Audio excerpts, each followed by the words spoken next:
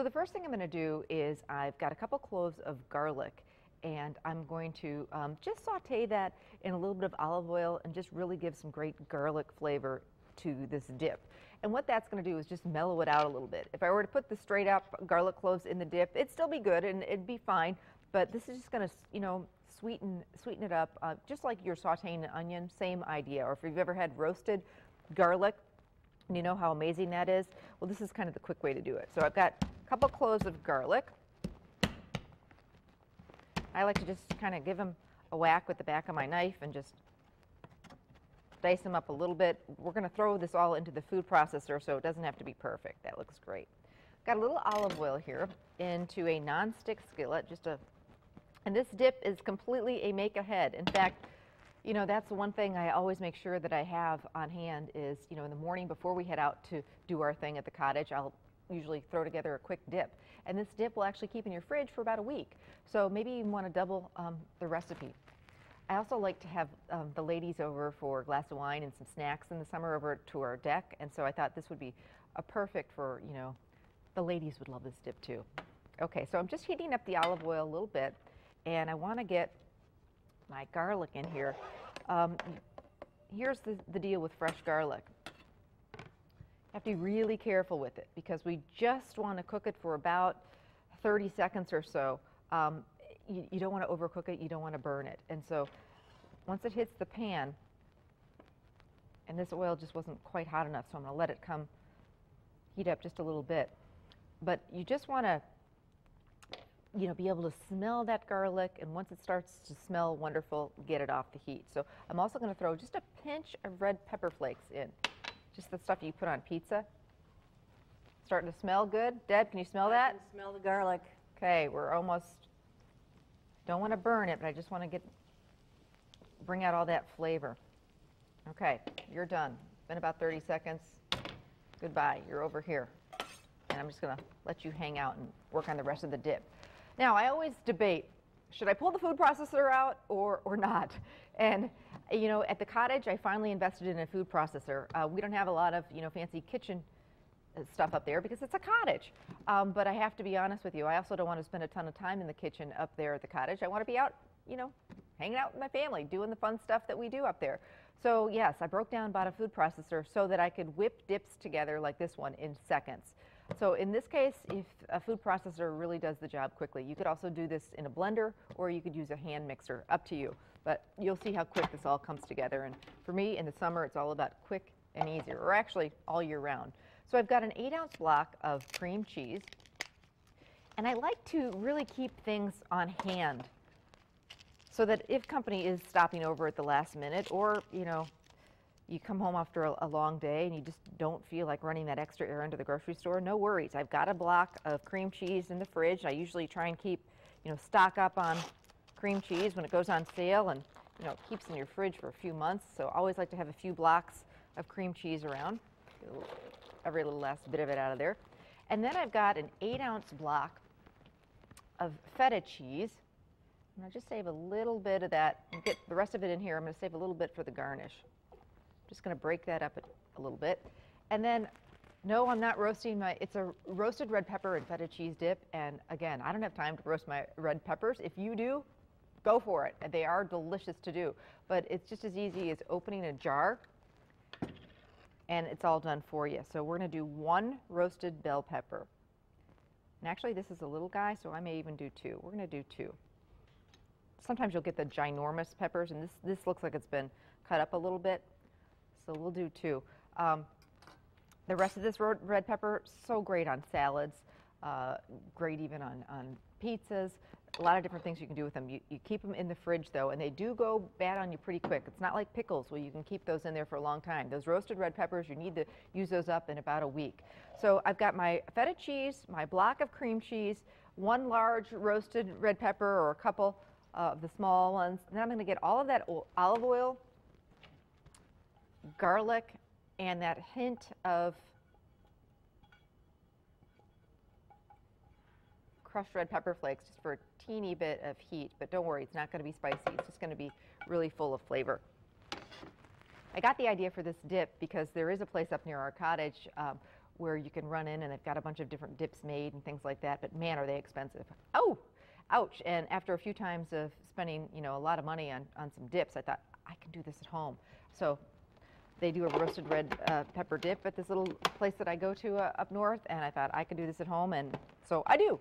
So all into the food processor, and we're going to let it rip.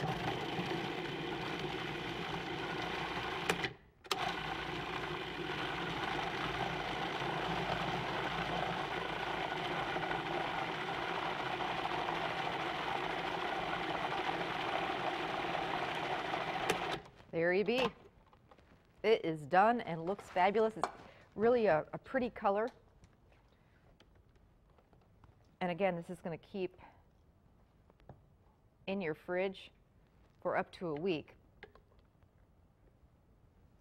And of course, you can't go wrong with ranch either. You know, if I were, I always serve ranch too, because just for those picky kids. So.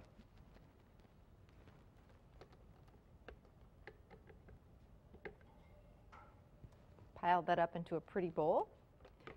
And then we're going to make some homemade pita chips, which are so easy. And this is really, this dip is one of those that's better if you can make it a few hours ahead and the flavors really come together in the refrigerator nicely. So keep that in mind. Okay, and then a little bit of that extra feta cheese. And that way everyone kind of knows, or you can tell them it's a roasted red pepper feta cheese dip. Okay, so that's that. Let's talk about pita chips. I got turned on to pita chips a while back, and I have fallen in love with them. They're not only good for you, they're just fun, and they're a different kind of snack, something a little different. So you can buy them in a bag, and they're fabulous, or you can make them yourself. So making them yourself is so easy. Here they are, just the flat pita bread. And I usually just take a pizza cutter, I stack them up, cut them into wedges, get them on a cookie sheet, and these also can be made ahead and kept in a Ziploc baggie. This is up to you. You know, if you don't have time to do this, no big deal. Just buy the pita chips already in a bag, or bagel chips or crackers. It's all going to be good. So many different fun things now at the grocery store. Okay, then I brush a little bit of olive oil over these, and then scatter or sprinkle, however you want to say it, just some seasonings that you already have in your pantry, whatever you're in the mood for. So a little olive oil, just kind of dab it on here. I like to bake these. Deb, what do we bake these at? 400. Well, our oven is a little low. You know, your oven at home is probably a little bit better.